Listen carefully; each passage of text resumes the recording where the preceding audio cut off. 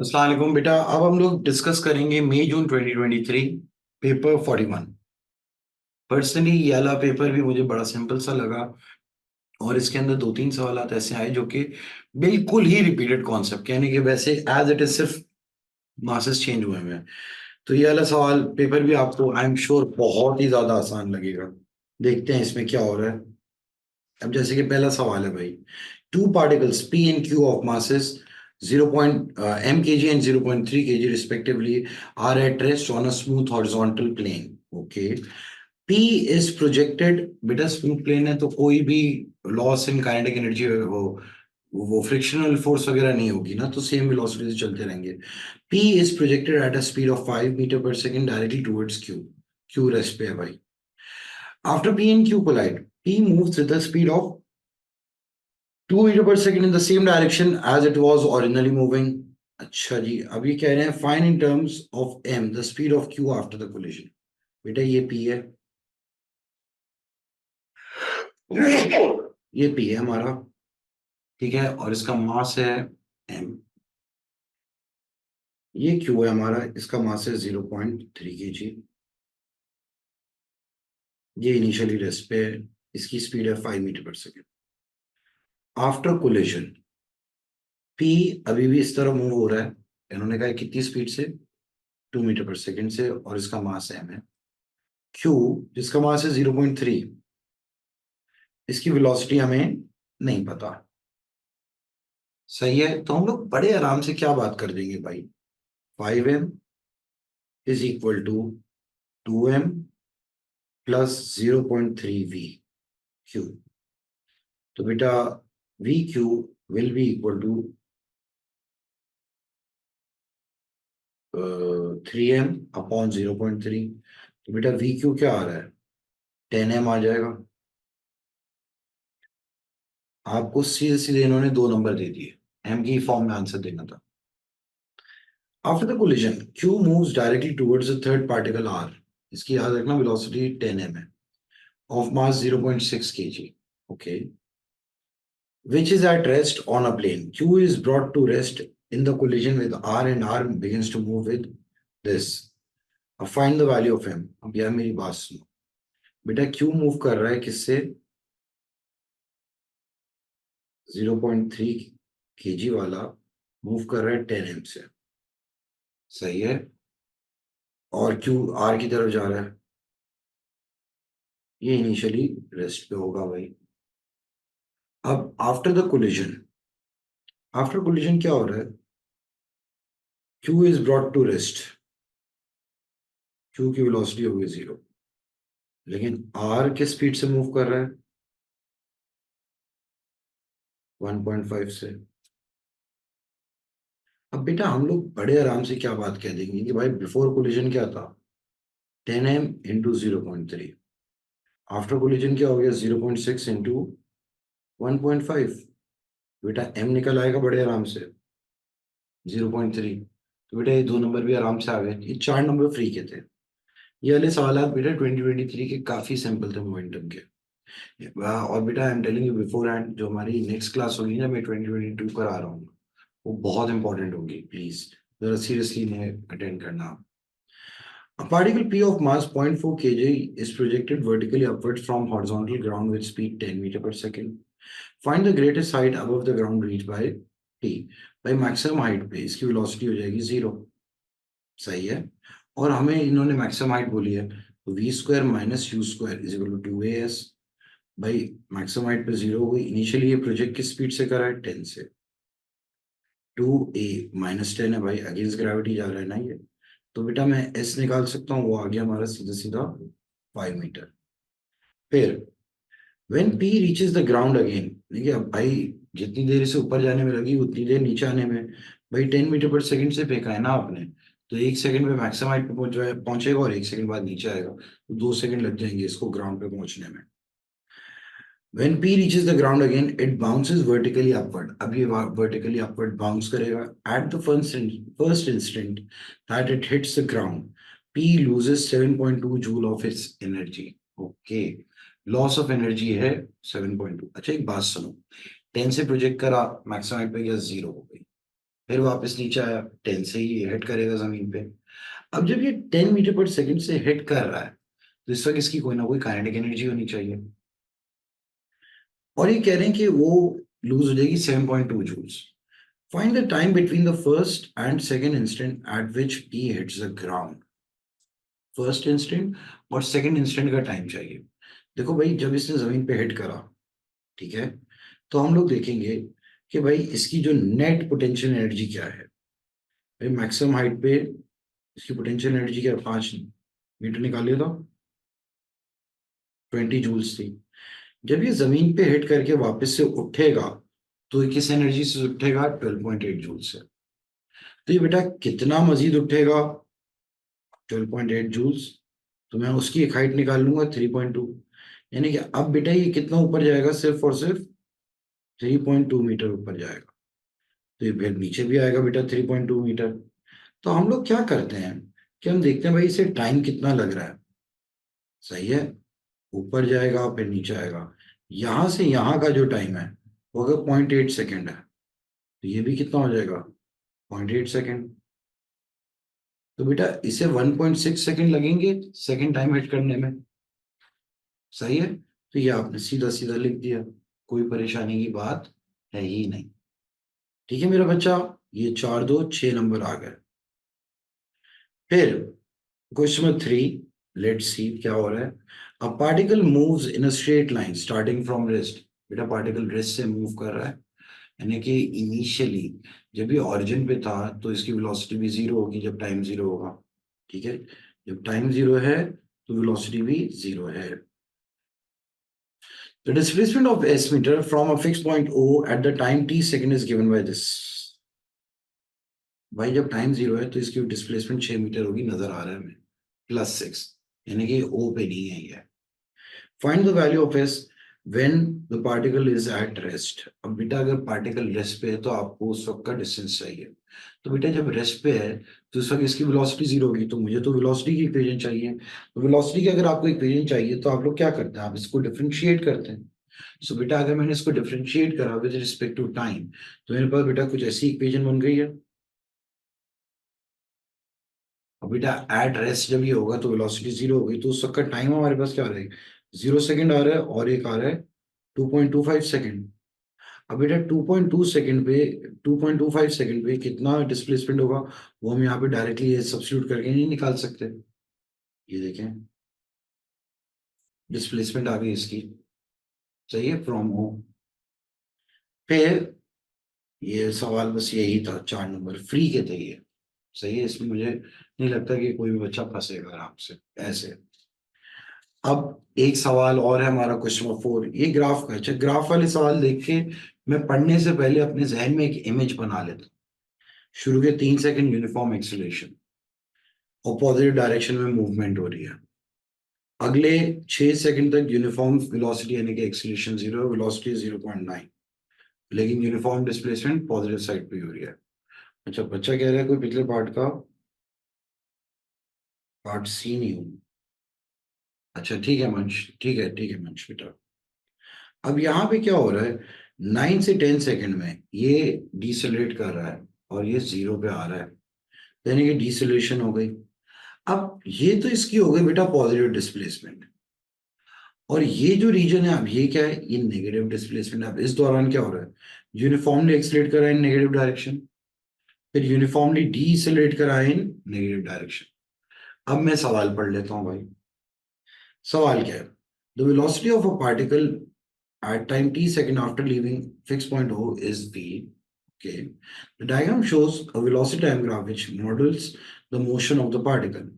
The graph consists of 5 straight line segments. The particle accelerates to a speed of 0.9 in a period of 3 seconds, then travel at a constant speed for 6 seconds, then comes to instantaneous rest 1 second later. The particle then moves back and return. Okay. अब यानी कि बेटा ये जितना आगे गया था ना उतना ही पीछे भी गया, यानी कि ये एरिया और ये पूरा एरिया सेम है, ये बता दिया इन्होंने। ये जब इन्होंने स्टेटमेंट दी ना, the particle then moves back and returns to rest at O after T second. Find the distance travelled by the particle in the first 10 seconds of its motion. बेटा half into base into height plus 6 into 0.9 plus half into base into height. सही है। तो बेटा ये distance कितना आ रहा है 7.2 metre, कोई मसला ही नहीं है। अगला पार्ट इन्होंने क्या कह दिया है, given that t is equal to 12 find the minimum velocity of the particle. Given that t is equal to 12 find the minimum velocity of the particle. अगर ये बेटा 12 है, मिनिमम वेलोसिटी ये चाहिए, यानी कि बेटा ये एरिया कितना था हमारा 7.2 ना, तो आप क्या कर देंगे, ये भी 7.2 है, तो हाफ इंटू बेस, ये v है। बेस तो हो गई हमारी ये 12 है ना बेटा, बेस तो हो गई 2, लेकिन हाइट क्या है v है, इज इक्वल टू 7.2। 2 जन्नत में गया तो v की वैल्यू क्या आ रही है, -7.2 मीटर पर सेकेंड। कोई मसला नहीं है भाई। अगला पार्ट क्या कह रहा है, given instead that the greatest speed of the particle is 3। अब बेटा इसकी ग्रेटेस्ट स्पीड है 3, find the value of t and hence find the average speed of the particle for the whole of the motion. बेटा अब इन्होंने क्या कह दी, greatest speed है 3, वापसी में जो ग्रेटेस्ट स्पीड है वो हो गई 3 मीटर पर सेकेंड। तो मैं क्या अब ये बात कह सकता हूं, हाफ इंटू बेस, मैं इस बेस को बेटा फिलहाल एक्स कह देता हूं, half into x into height 3 रख दी, इज इक्वल टू 7.2। ठीक है बेटा, तो एक्स आपके पास यहाँ पे क्या आ जाएगा गाइस, गाइस कोई मुझे कैलकुलेट करके दे देगा, मेरे पास कैलकुलेटर नहीं है। 7.2 मल्टीप्लाइड बाई 2 डिवाइड बाई 3, 4.8। तो यार अगर ये 4.8 है, गाइस लिसन, अगर ये 4.8 आया, सही है, तो इसका क्या मतलब हो गया, टी क्या हो गया हमारे पास, T is equal to 10 plus 4.8। बेटा टाइम क्या आ गया, 14.8 सेकेंड। अब ये लोग क्या बात कह रहे हैं कि भाई find the value of T and hence find the average speed of the particle for the whole of the motion. Average speed चाहिए। तो पहली बात तो ये बेटा हमें देखना होगा टोटल डिस्टेंस कितना है। बेटा एवरेज स्पीड बोलिए ना, average speed is equal to total distance upon total time. बेटा टोटल डिस्टेंस क्या हो गया, 7.2 प्लस 7.2। बेटा टोटल टाइम क्या है, 14.8 है।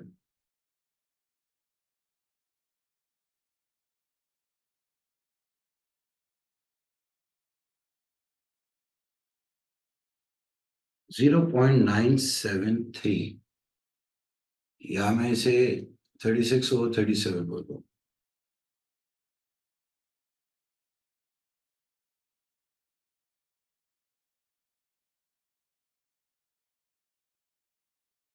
चलो, अब बेटा हमारा ये सीधा सीधा इसका भी आंसर आ गया।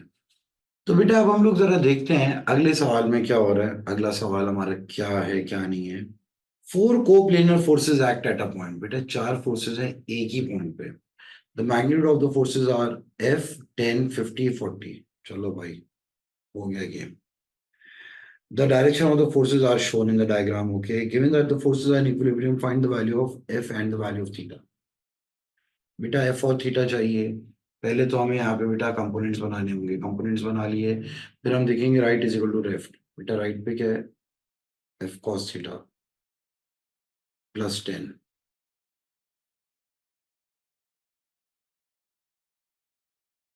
लेफ्ट पे क्या है 40 cos 60।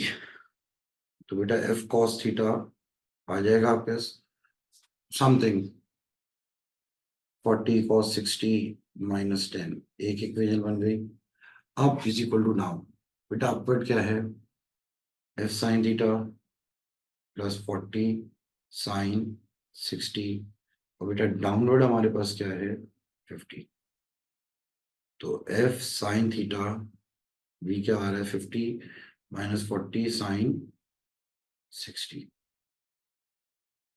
बेटा दोनों इक्वेशंस को डिवाइड करा, एफ एफ जन्नत में चला जाएगा, थीटा आ जाएगा, फिर उसके बाद बेटा एडिंग द स्क्वायर, तो आपके पास जो है ना आराम से ये चीज हो जाएगी। तो बेटा ये आप लोगों के पास बड़े आराम से थीटा आ गया और एफ आ गया, और 6 नंबर दिए इसके इन्होंने।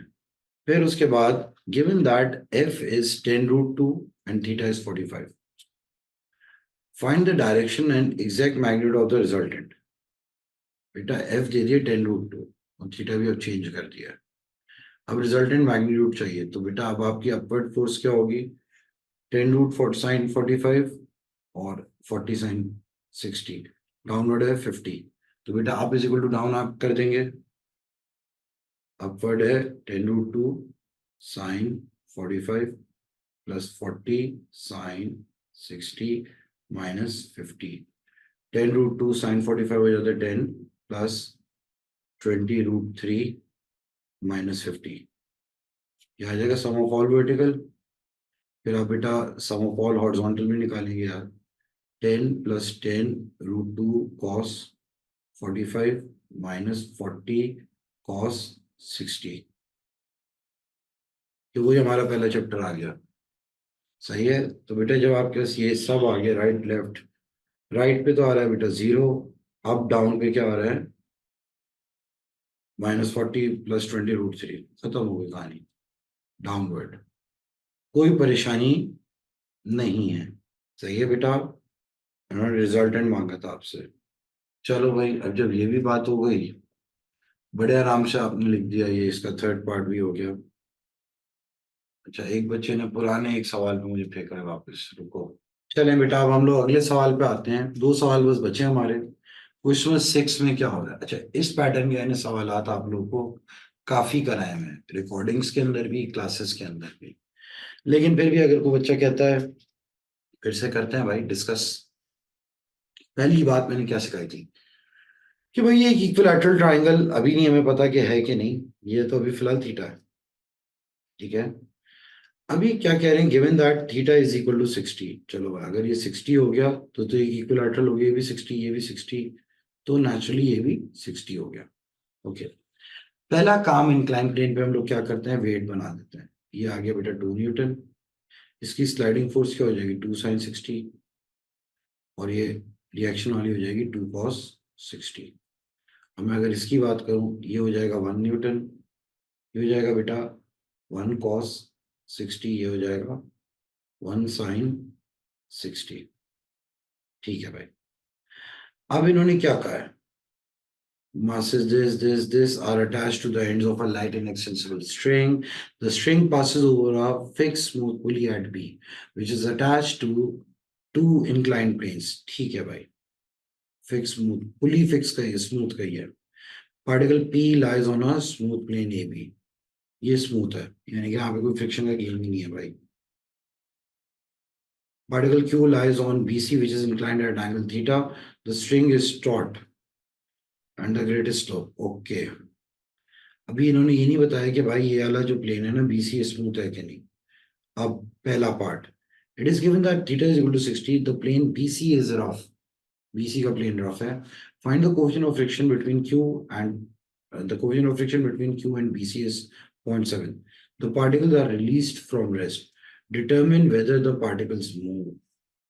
बेटा मेरी बात सुनो, ये फ्रिक्शन वाला है, अगर पार्टिकल्स को मूव होना होगा तो बेटा इस तरफ जाएंगे ना, इसका वेट क्योंकि ज्यादा है। अब इन्होंने कहा डिटरमिन करो कि ये मूव करेंगे कि नहीं। पहली बात जरा थोड़ा सा आप लोग समझने की मेरी कोशिश करें। भाई पी तो स्मूथ प्लेन पे है, पी ने नीचे जाना होगा, तो पी की रिजल्टेंट फोर्स क्या होगी, इसकी स्लाइडिंग फोर्स, और ऊपर की तरफ इसे किस चीज ने खींचा होगा, टेंशन है टी ने, ठीक है। और बेटा फिर वही वाली बात, इसका मास क्या है 0.2 है, 2 sign 60 minus T.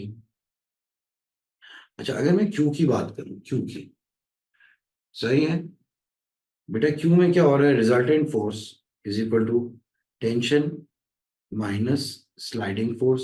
Sliding force क्या है बेटा, 1 sin 60 minus frictional force, friction भी नीचे ही होगी बेटा, 0.1 T minus 1 sin 60 minus mu r 1 cos 60। पहले तो इन्होंने कहा डिटरमिन करो मूव करेंगे कि नहीं, बेटा यहाँ पे हमने दो इक्वेशन बना ली। अब देखो यहाँ पे एक्सलेशन की वैल्यू आ रही है और मोर देन जीरो है, तो डेफिनेटली मूव करेंगे ना बेटा, सही है। तो बेटा जब आपके पास एक्सलेशन आ गया 1.72 मीटर पर सेकंड स्क्वायर, तो आप कह दोगे यार एक्सलेशन सिंस पॉजिटिव है, दिस मींस कि यार ये मूव कर रहे हैं भाई। फिर उसके बाद इन्होंने क्या कह दिया, it is given instead that plane BC is smooth. अब बीसी भी स्मूथ कर दिया भाई। अब तो ऑब्वियसली भाई क्यू ने ऊपर जाना होगा, पी ने नीचे आना होगा, क्योंकि मास क्यू पी का ज्यादा है। The particle are release from rest in the subsequent motion and the tension, tension भी दे दी है भाई। ये क्या कह रहे हैं, find the magnitude of acceleration of P as it moves down the plane and find the value of theta. मेरी बात सुन बेटा, भाई फ्रिक्शन तो है ही नहीं। अब अगर मैं पी की बात करूं, पी तो मासूम है, पी शदीद मासूम है। पी नीचे जाएगा रिजल्टेंट फोर्स से, कितने से, 2 sin 60 माइनस टी। मास क्या भाई 0.2 है, 2 sin 60 माइनस √3 + 1। बेटा ए आ जाएगी हमारे पास, ये आ गई क्या, 5 मीटर पर सेकेंड स्क्वायर। बेटा once I have the value of A, अब मैं क्यू की बात कर रहा हूँ। बेटा क्यू ने अब द प्लेन जाना है, क्यू जाएगा अब the plane with some resultant force. Tension ऊपर की चाहिए, नीचे क्या है, 1 sin थीटा। रिजल्टेंट फोर्स क्या होती है हमें, यानी कि 0.1, एक्सलेशन आई थी 5, टी क्या है, √3 - 1 माइनस साइन थीटा। तो बेटा साइन थीटा विल बी √3 - 1.5। बेटा साइन थीटा आप निकाल लेंगे, sine inverse of this is what, 13.4। बेटा इतने से काम किया, आपको देखो मार्क्स कितने दे दिए, 4 नंबर और दे दिए। पहले पार्ट के भी 4, दूसरे के भी 4, 8 नंबर है, फ्री के हैं ये, सही है। अब आखिरी सवाल इस पेपर का क्या है, a car of mass 1200 kg is travelling along a straight road, ठीक है भाई, हॉरिजॉन्टल रोड है। The power of the car engines is constant and is equal to 16 kilowatt, ठीक है भाई। There is a constant resistance to motion of 500 newton. Find the acceleration of the car at the instant when 20 speed is 20। भाई resultant force क्या होती है, driving force minus frictional force. Mass क्या है 1200 ए। Driving force क्या होती है, power upon velocity, यानी 16 किलो वॉट। वेलोसिटी कितनी है 20, माइनस फ्रिक्शन कितना है 500। तो बेटा एक्सीलरेशन निकल आएगी, 3 नंबर दे दिया आपको फ्री के, सही है। बच्चे का ऐसी एक जनरल क्वेश्चन है कि अगर friction is involve can we use the equation of motion as acceleration will change throughout due to friction. बेटा आप वो जो इक्वेशन ऑफ मोशन है ना, वो सिर्फ तब यूज होती है जब यूनिफॉर्म एक्सीलरेशन हो। तो यूनिफॉर्म एक्सीलरेशन नहीं होगी तो आपकी इक्वेशन ऑफ मोशन यूज नहीं होगी। जो इक्वेशन ऑफ मोशन बेटा बेसिकली वो है, S is equal to UT plus half AT square is V square minus U square is equal to 2S, V is equal to U plus AT। ये use तब होती है जब uniform expression होना नहीं। खैर, अब जरा बात सुने। Assuming that the power and the resistance forces remain unchanged, find the steady speed at which the car can travel। बेटा स्टेडी स्पीड कब होगी, जब रिजल्टेंट फोर्स ही जीरो हो जाए। तो बेटा आप लोग क्या कह देंगे, power upon velocity minus frictional force. तो बेटा आप मैक्सिमम वेलोसिटी, मैंने कॉन्सेप्ट दिया था ना, ये 500 वहां गया, तो बेटा मैक्सिमम वेलोसिटी क्या आ जाएगी 32, सही है। अगला पार्ट इसका क्या है, डायरेक्ट 6 नंबर का, और ये सिंपल सा है, मेरी सुलेमानी इक्वेशन, बेसिक मासूम। The car comes to the bottom of a straight hill 3.6 metre. बेटा हिल है, कार आ रही है बॉटम ऑफ द हिल पे, और इसकी बेटा लेंथ है 316 metre, of sine inverse 1/60। The power remains constant at 16 kilowatt. ठीक है भाई, बॉटम ऑफ द हिल नीचे आ रही है, okay, but the magnitude of the resistance is no longer constant and changes such that the work done against resistance force in ascending the hill is this. The time taken to ascend the hill is 15. Okay. Given that the car is traveling at a speed of 20 meter per second at the bottom of the hill, find its speed at the top of the hill. Okay. Top of the hill क्या था बेटा? पहली बात sine inverse of 1/60 का है ना, तो आप पहले तो बेटा साइन अल्फा निकालो। साइन अल्फा क्या हो जाएगा? 1/60। इस बेसिस पे कॉस अल्फा भी निकल ही सकता है। ठीक है, 59/60 हो जाएगा, लेकिन अभी उसकी हमें फिलहाल जरूरत नहीं है। अब आप क्या कहोगे यार? Work done bye driving force minus work done by friction, change in kinetic plus change in potential. ये जो ऊपर जा रहे हैं ना बेटा, ऊपर work done bye driving force क्या होता है? Power into time. पावर हमारे पास है, सही है, टाइम हमारे पास है 15 second. Work done by friction force बता दिए इन्होंने, 128,400। Change in kinetic half M V square minus U square. Top पे आपको वेलोसिटी चाहिए, और बेटा हाइट बढ़ेगी M G H, 316 sine alpha. तो बेटा आपके सीधी सीधी वेलोसिटी आ जाएगी। एक इक्वेशन आपका सारा काम कर देती है।